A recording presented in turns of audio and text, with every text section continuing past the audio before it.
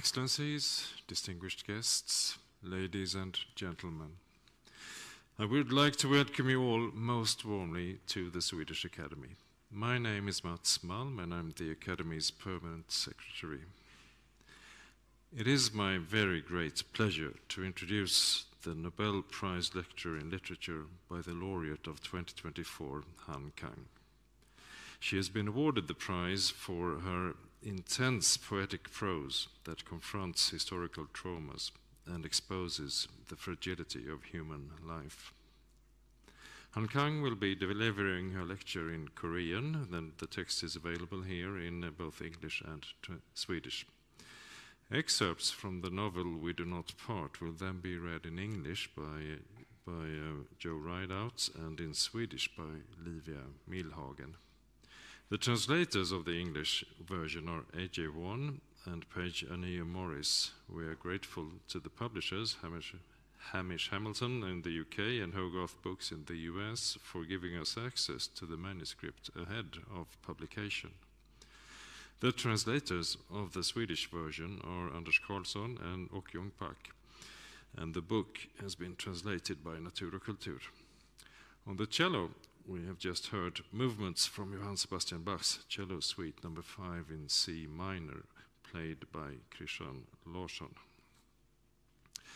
Dear Han Kang, please accept our warmest congratulations on being awarded the Nobel Prize in Literature for 2024. We are delighted to be able to receive you here in Stockholm and the pleasure of listening to your lecture. The floor is now yours.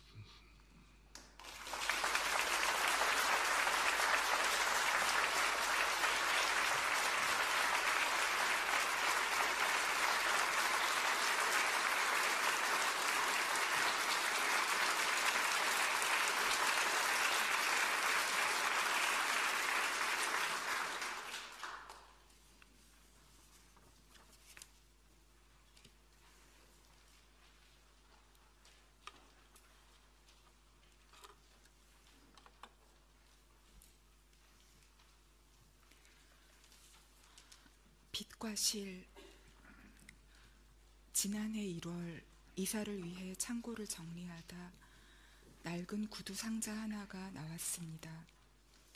열어보니 유년 시절에 쓴 일기장 연화문건이 담겨 있었습니다. 표지에 시집이라는 단어가 연필로 적힌 얇은 중철 제본을 발견한 것은 그 포개어진 일기장들 사이에서였습니다. A5 크기의 갱지 5장을 절반으로 접고 스테이플러로 중철한 조그만 책자.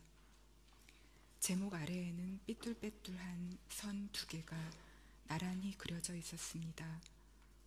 왼쪽에서부터 올라가는 6단의 계단 모양 선 하나와 오른쪽으로 내려가는 7단의 계단 같은 선 하나. 그건 일종의 표지화였을까요? 아니면 그저 낙서였을 뿐일까요? 책자의 뒤쪽 표지에는 1979라는 연도와 내 이름이, 내지에는 모두 8편의 시들이 표지 제목과 같은 연필 필적으로 또박또박 적혀 있었습니다. 페이지의 하단마다에는 각기 다른 날짜들이 시간순으로 기입되어 있었습니다. 8살 아이답게 천진하고 서툰 문장들 사이에서 4월의 날짜가 적힌 시 한 편이 눈에 들어왔습니다. 다음에 2행짜리 연들로 시작되는 시였습니다. 사랑이란 어디 있을까? 팔딱팔딱 뛰는 나의 가슴 속에 있지. 사랑이란 무엇일까? 우리의 가슴과 가슴 사이를 연결해주는 금실이지.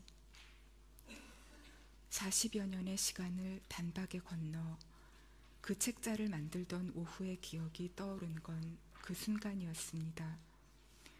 볼펜 깍지를 끼운 몽당 연필과 지우개 가루, 아버지의 방에서 몰래 가져온 커다란 철제 스테이플러. 곧 서울로 이사하게 된다는 것을 알게 된 뒤 그동안 자투리 종이들과 공책들과 문제집의 여백, 일기장 여기저기에 끄적여 놓았던 시들을 추려 모아두고 싶었던 마음도 이어 생각났습니다. 그 시집을 다 만들고 나자 어째서인지 누구에게도 보여주고 싶지 않아졌던 마음도. 일기장들과 그 책자를 원래대로 구두상자 안에 포개어 넣고 뚜껑을 덮기 전 이 시가 적힌 면을 휴대폰으로 찍어 두었습니다.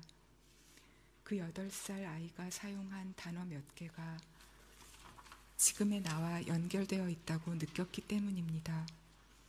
뛰는 가슴 속 내 심장, 우리의 가슴과 가슴 사이, 그걸 잇는 금실, 빛을 내는 실.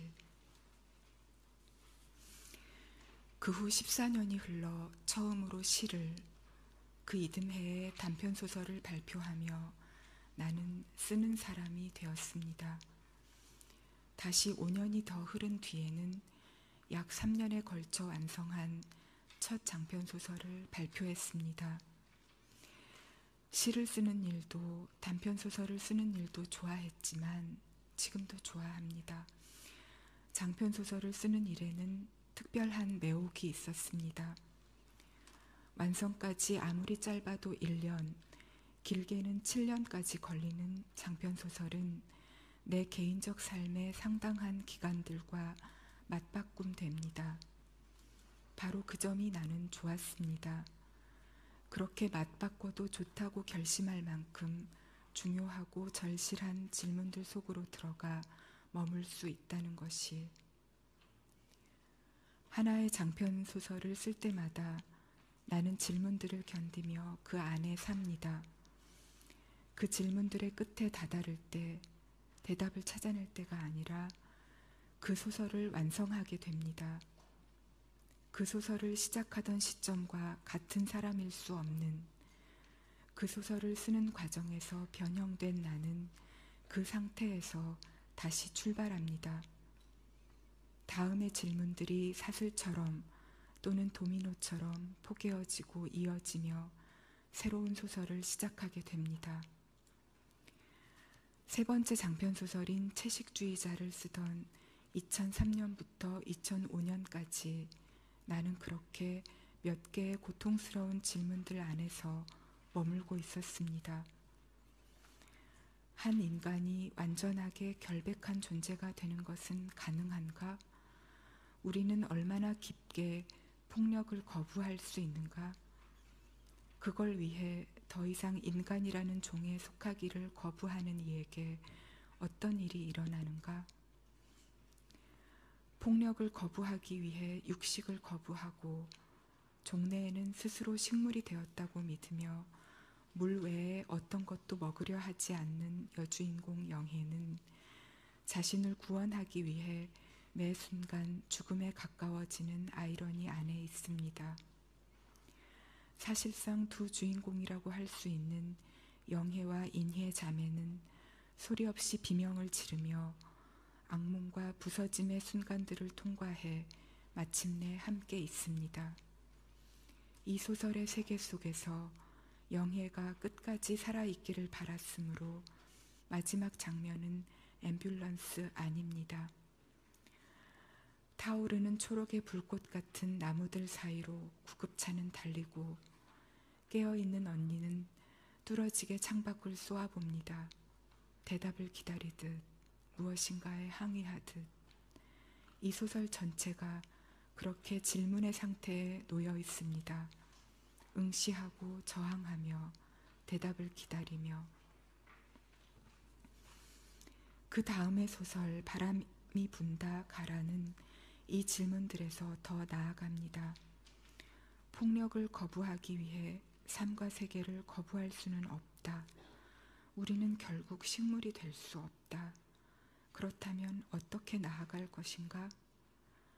정체와 이탈릭체의 문장들이 충돌하며 흔들리는 미스터리 형식의 이 소설에서 오랫동안 죽음의 그림자와 싸워왔던 여주인공은 친구의 돌연한 죽음이 자살이 아니라는 것을 증명하기 위해 목숨을 걸고 분투합니다. 마지막 장면에서 죽음과 폭력으로부터 온 힘을 다해 배로 기어 나오는 그녀의 모습을 쓰며 나는 질문하고 있었습니다. 마침내 우리는 살아남아야 하지 않는가? 생명으로 진실을 증거해야 하는 것 아닌가? 5번째 장편 소설인 히라버시가는 그 질문에서 다시 더 나아갑니다. 우리가 정말로 이 세계에서 살아나가야 한다면 어떤 지점에서 그것이 가능한가? 말을 잃은 여자와 서서히 시력을 잃어가는 남자는 각자의 침묵과 어둠 속에서 고독하게 나아가다가 서로를 발견합니다. 이 소설을 쓰는 동안 나는 촉각적 순간들에 집중하고 싶었습니다. 침묵과 어둠 속에서 손톱을 바싹 깎은 여자의 손이 남자의 손바닥에 몇 개의 단어를 쓰는 장면을 향해 이 소설은 느린 속력으로 전진합니다. 영원처럼 부풀어 오르는 순간의 빛 속에서 두 사람은 서로에게 자신의 연한 부분을 보여줍니다. 이 소설을 쓰며 나는 묻고 싶었습니다. 인간의 가장 연한 부분을 들여다보는 것, 그 부인할 수 없는 온기를 어루만지는 것, 그것으로 우리는 마침내 살아갈 수 있는 것 아닐까? 이 더덥고 폭력적인 세계 가운데에서. 그 질문의 끝에서 나는 다음의 소설을 상상했습니다. 히라버시간을 출간한 후 찾아온 2012년의 봄이었습니다. 빛과 따스함의 방향으로 한 걸음 더 나아가는 소설을 쓰겠다고 나는 생각했습니다. 마침내 삶을, 세계를 끌어안는 그 소설을 눈부시게 투명한 감각들로 충전하겠다고. 제목을 짓고 앞에 20페이지 정도까지 쓰다 멈춘 것은 그 소설을 쓸 수 없게 하는 무엇인가가 내 안에 있다는 것을 깨닫게 되었기 때문이었습니다.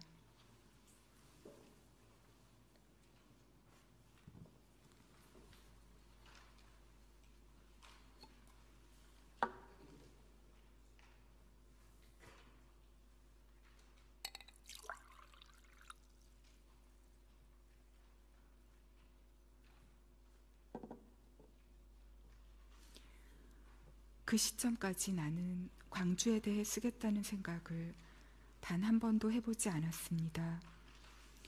1980년 1월 가족과 함께 광주를 떠난 뒤 4개월이 채 지나지 않아 그곳에서 학살이 벌어졌을 때 나는 9살이었습니다. 이후 몇 해가 흘러 서가에 거꾸로 꽂힌 광주 사진첩을 우연히 발견해 어른들 몰래 읽었을 때는 12살이었습니다. 쿠데타를 일으킨 신군부에 저항하다 곤봉과 총검, 총격에 살해된 시민들과 학생들의 사진들이 실려 있는, 당시 정권의 철저한 언론 통제로 인해 왜곡된 진실을 증거하기 위해 유족들과 생존자들이 비밀리에 제작해 유통한 책이었습니다.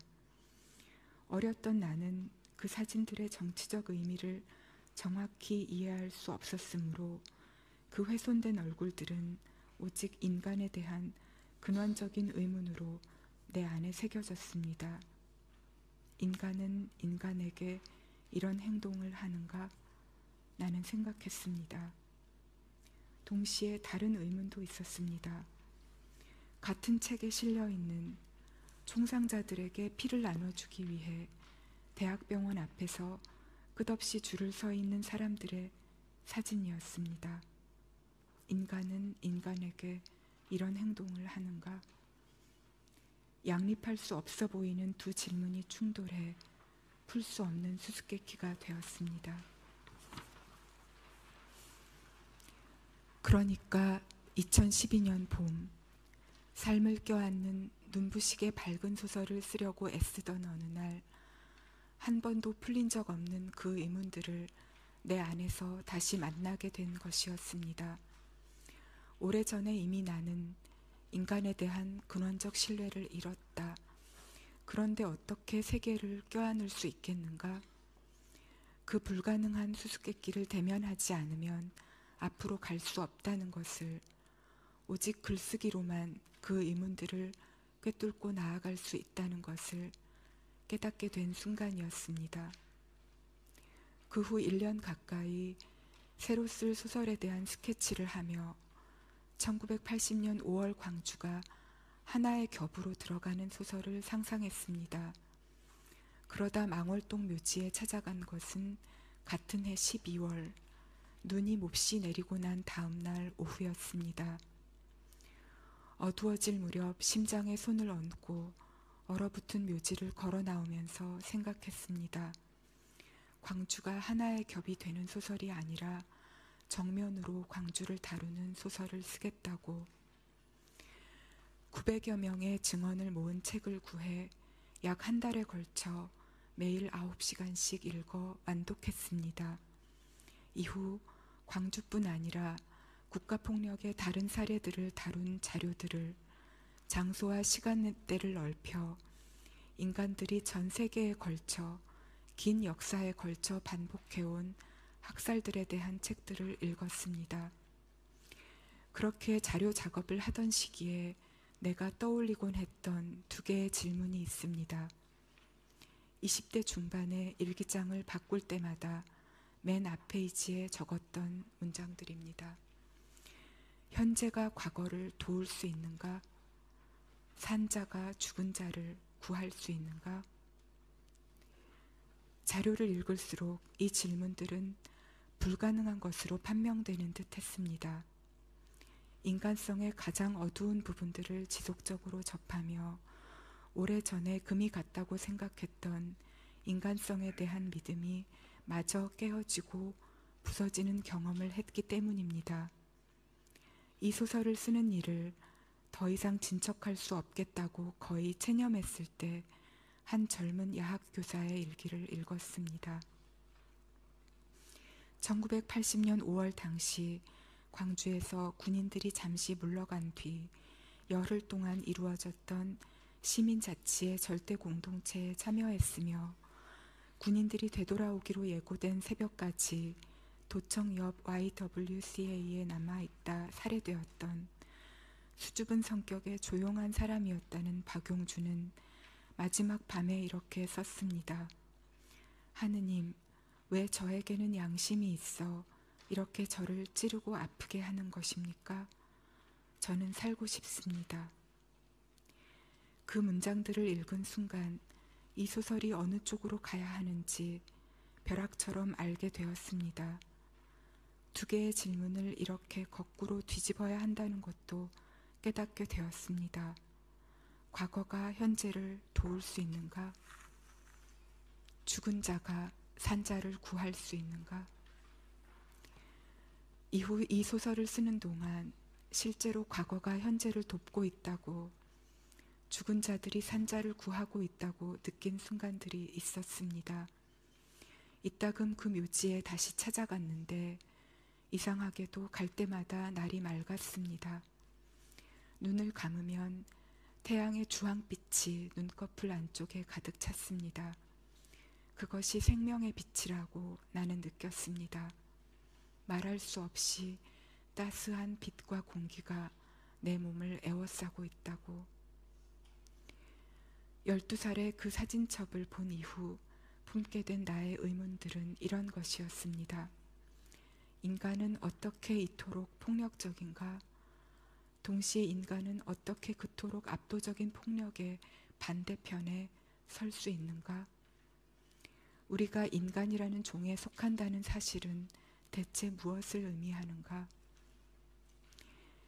인간의 참혹과 존엄 사이에서 두 벼랑 사이를 잇는 불가능한 허공의 길을 건너려면 죽은 자들의 도움이 필요했습니다.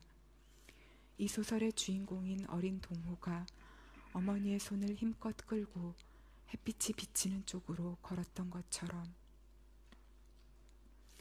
당연하게도 나는 그 망자들에게, 유족들과 생존자들에게 일어난 어떤 일도 돌이킬 수 없었습니다. 할 수 있는 것은 내 몸의 감각과 감정과 생명을 빌려드리는 것 뿐이었습니다. 소설의 처음과 끝에 촛불을 밝히고 싶었기에 당시 시신을 수습하고 장례식을 치르는 곳이었던 상무관에서 첫 장면을 시작했습니다. 그곳에서 15살의 소년 동호가 시신들 위로 흰 천을 덮고 촛불을 밝힙니다. 파르스름한 심장 같은 불꽃의 중심을 응시합니다. 이 소설의 한국어 제목은 소년이 온다입니다. 온다는 오다라는 동사의 현재형입니다.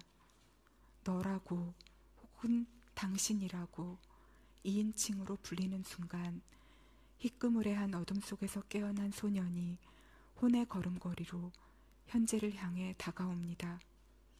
점점 더 가까이 걸어와 현재가 됩니다.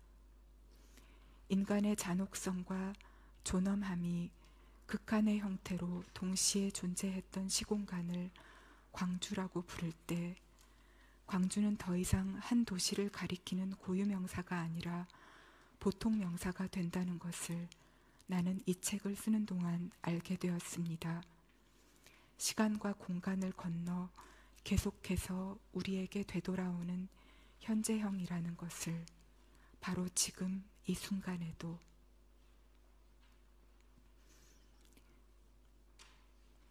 그렇게 소년이 온다를 완성해 마침내 출간한 2014년 봄.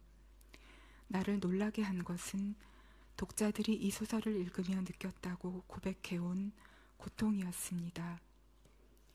내가 이 소설을 쓰는 과정에서 느낀 고통과 그 책을 읽은 사람들이 느꼈다고 말하는 고통이 연결되어 있다는 사실에 대해 나는 생각해야만 했습니다. 그 고통의 이유는 무엇일까? 우리는 인간성을 믿고자 하기에 그 믿음이 흔들릴 때 자신이 파괴되는 것을 느끼는 것일까? 우리는 인간을 사랑하고자 하기에 그 사랑이 부서질 때 고통을 느끼는 것일까? 사랑에서 고통이 생겨나고 어떤 고통은 사랑의 증거인 것일까? 같은 해 6월에 꿈을 꾸었습니다. 성근 눈이 내리는 벌판을 걷는 꿈이었습니다. 벌판 가득 수천 수만 그루의 검은 통나무들이 심겨 있고 하나하나의 나무 뒤쪽마다 무덤의 봉분들이 있었습니다. 어느 순간부터 운동화 아래에 물이 밟혀 뒤를 돌아보자 지평선인 줄 알았던 벌판의 끝에서부터 바다가 밀려 들어오고 있었습니다. 왜 이런 곳에다 이 무덤들을 썼을까? 나는 스스로에게 물었습니다. 아래쪽 무덤들의 뼈들은 모두 쓸려가 버린 것 아닐까? 위쪽 무덤들의 뼈들이라도 옮겨야 하는 것 아닐까? 더 늦기 전에 지금.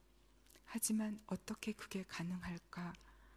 나에게는 삽도 없는데 벌써 발목까지 물이 차오르고 있는데. 꿈에서 깨어나 아직 어두운 창문을 보면서 이 꿈이 무엇인가 중요한 것을 말하고 있다고 느꼈습니다. 꿈을 기록한 뒤에는 이것이 다음 소설의 시작이 될 것 같다는 생각을 했습니다. 그것이 어떤 소설일지 아직 알지 못한 채 그 꿈에서 뻗어나갈 법한 몇 개의 이야기를 앞머리만 썼다 지우기를 반복하다가 2017년 12월부터 2년여 동안 제주도에 월세방을 얻어 서울을 오가는 생활을 했습니다. 바람과 빛과 눈비가 매 순간 강렬한 제주의 날씨를 느끼며 숲과 바닷가와 마을길을 걷는 동안 소설의 윤곽이 차츰 또렷해지는 것을 느꼈습니다. 소년이 온다를 쓸 때와 비슷한 방식으로 학살 생존자들의 증언들을 읽고 자료를 공부하며 언어로 치환하는 것이 거의 불가능하게 느껴지는 잔혹한 세부들을 응시하며 최대한 절제하여 써간 작별하지 않는다를 출간한 것은 검은 나무들과 밀려오는 바다의 꿈을 꾼 아침으로부터 약 7년이 지났을 때였습니다. 소설을 쓰는 동안 사용했던 몇 권의 공책들에 나는 이런 메모를 했습니다. 생명은 살고자 한다. 생명은 따뜻하다. 죽는다는 건 차가워지는 것. 얼굴에 쌓인 눈이 녹지 않는 것. 죽인다는 것은 차갑게 만드는 것. 역사 속에서의 인간과 우주 속에서의 인간, 바람과 해류, 전 세계를 잇는 물과 바람의 순환, 우리는 연결되어 있다. 연결되어 있다. 부디. 이 소설은 모두 3부로 이루어져 있습니다.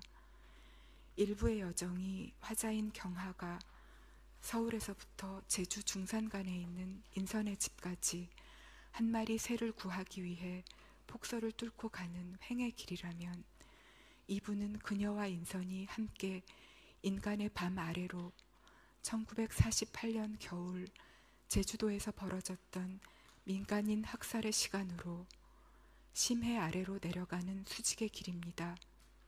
마지막 3부에서 두 사람이 그 바다 아래에서 촛불을 밝힙니다.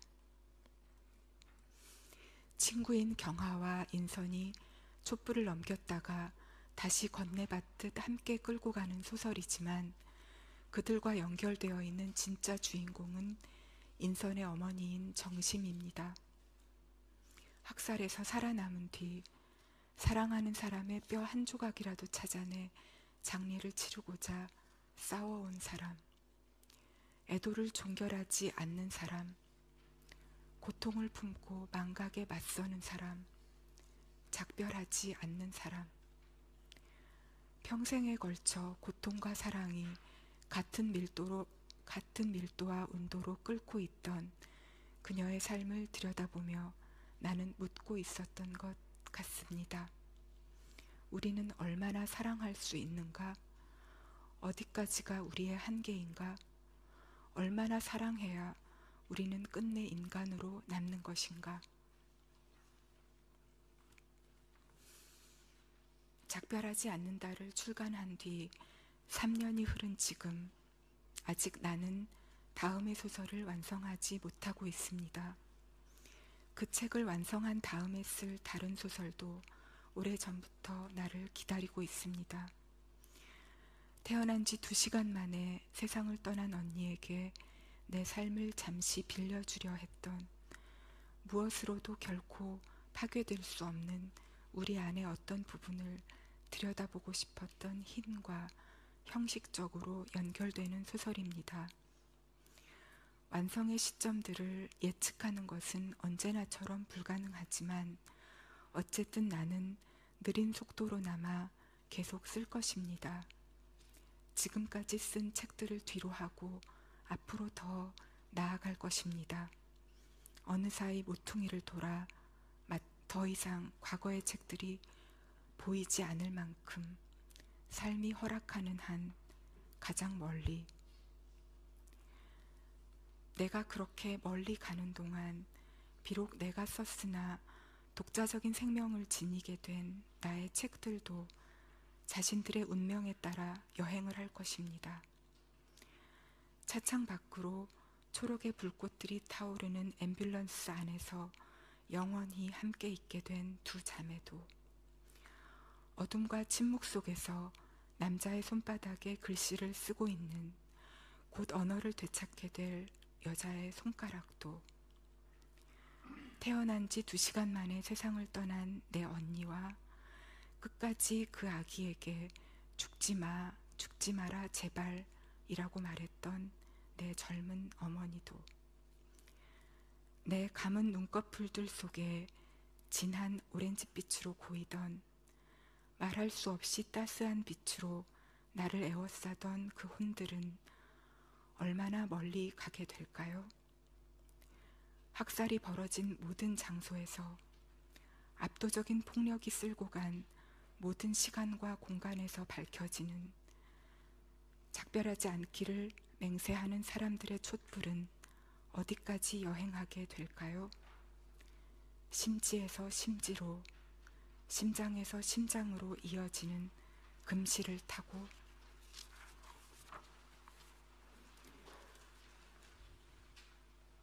지난해 1월 낡은 구두상자에서 찾아낸 중철 제본에서 1979년 4월에 나는 2개의 질문을 스스로에게 하고 있었습니다. 사랑이란 어디 있을까? 사랑은 무엇일까? 한편 작별하지 않는다를 출간한 2021년 가을까지 나는 줄곧 다음의 2 질문이 나의 핵심이라고 생각해 왔었습니다. 세계는 왜 이토록 폭력적이고 고통스러운가? 동시에 세계는 어떻게 이렇게 아름다운가? 이 2 질문 사이의 긴장과 내적 투쟁이 나의 글쓰기를 밀고 온 동력이었다고 오랫동안 믿어왔습니다. 첫 장편소설부터 최근의 장편소설까지 내 질문들의 국면은 계속해서 변하며 앞으로 나아갔지만 이 질문들만은 변하지 않은 일관된 것이었다고. 그러나 2, 3년 전부터 그 생각을 의심하게 되었습니다. 정말 나는 2014년 봄 소년이 온다를 출간하고 난 뒤에야 처음으로 사랑에 대해, 우리를 연결하는 고통에 대해 질문했던 것일까? 첫 소설부터 최근의 소설까지 어쩌면 내 모든 질문들의 가장 깊은 겹은 언제나 사랑을 향하고 있었던 것 아닐까? 그것이 내 삶의 가장 오래고 근원적인 배움이었던 것은 아닐까? 사랑은 나의 심장이라는 개인적인 장소에 위치한다고 1979년 4월의 아이는 썼습니다. 팔딱팔딱 뛰는 나의 가슴 속에 있지. 그 사랑의 정체에 대해서는 이렇게 대답했습니다. 우리의 가슴과 가슴 사이를 연결해주는 금실이지. 소설을 쓸 때 나는 신체를 사용합니다.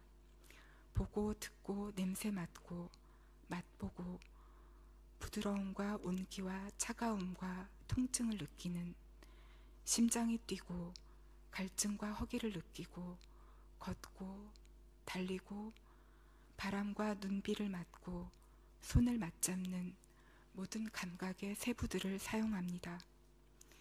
필멸하는 존재로서 따뜻한 피가 흐르는 몸을 가진 내가 느끼는 그 생생한 감각들을 전류처럼 문장들에 불어넣으려 하고, 그 전류가 읽는 사람들에게 전달되는 것을 느낄 때면 놀라고 감동합니다. 언어가 우리를 잇는 실이라는 것을, 생명의 빛과 전류가 흐르는 그 실에 나의 질문들이 접속하고 있다는 사실을 실감하는 순간에 그 실에 연결되어 주었고 연결되어 줄 모든 분들에게 마음 깊은 감사의 인사를 드립니다. 감사합니다. Thank you.